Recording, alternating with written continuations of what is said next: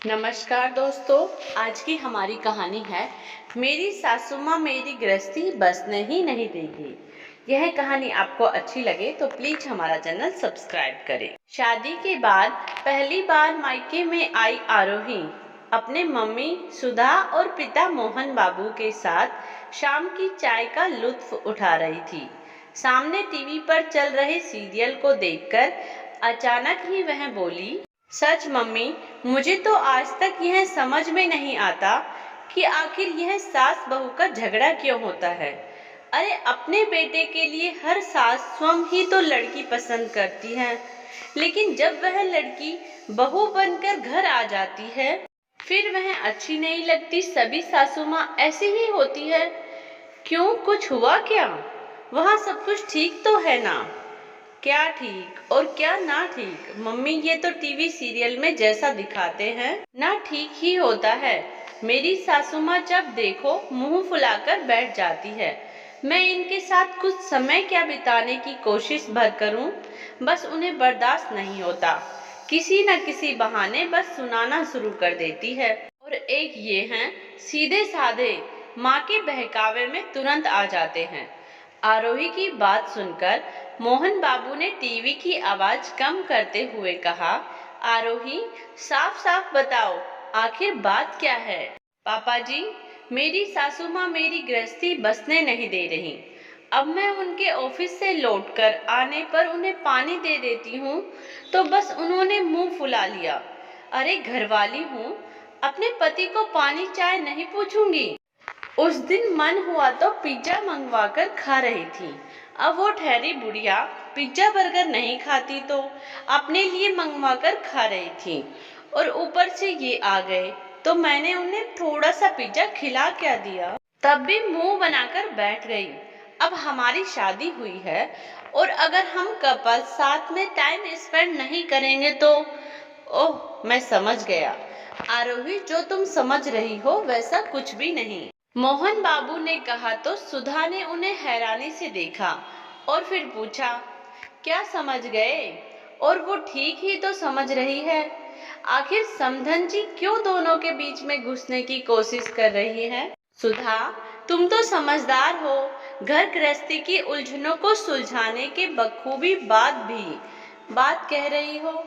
आरोही का तो मुझे समझ आया, उसकी अभी अभी शादी हुई है तो उसे घर गृहस्थी को, घर परिवार को समझने में वक्त लगेगा।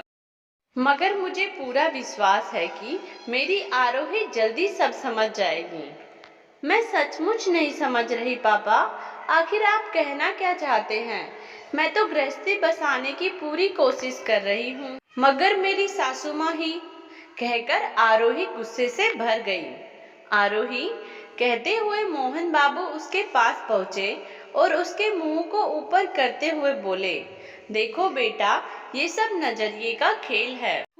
इसे ऐसे समझो मानो एक माली ने एक पौधे की जी जान से देखभाल की, और जब वह पौधा एक वृक्ष बन गया और फलने फूलने लगा, तब अचानक एक अनजान नया माली आया और उसने झपट्टा मारकर उस वृक्ष पर अपना कब्जा कर लिया।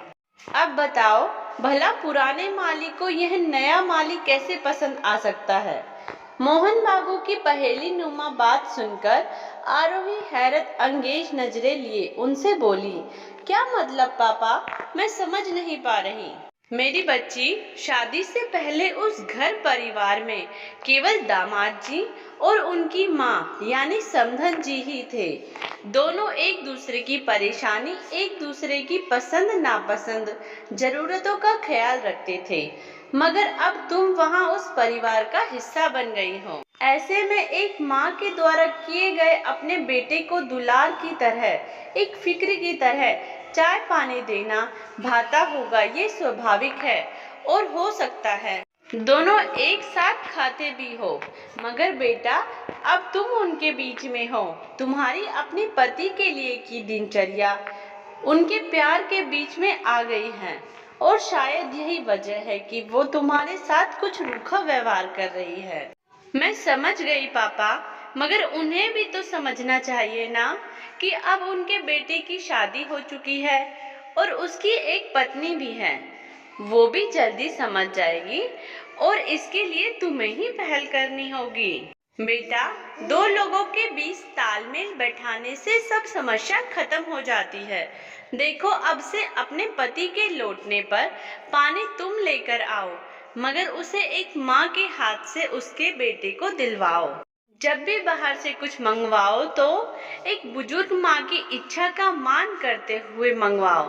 तुम देखोगी, वो तुम्हें कभी भी किसी भी चीज के लिए मना नहीं करेगी, बल्कि स्वयं सामने से मंगवा कर देगी।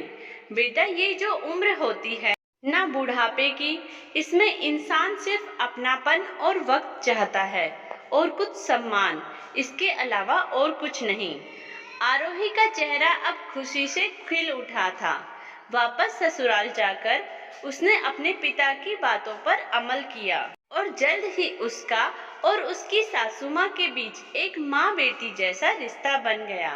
और कुछ ही दिनों में दोबारा अपने मम्मी पापा से मिलने पर उसने बताया कि अब उसका घर परिवार स्वर्ग से सुंदर बन गया है।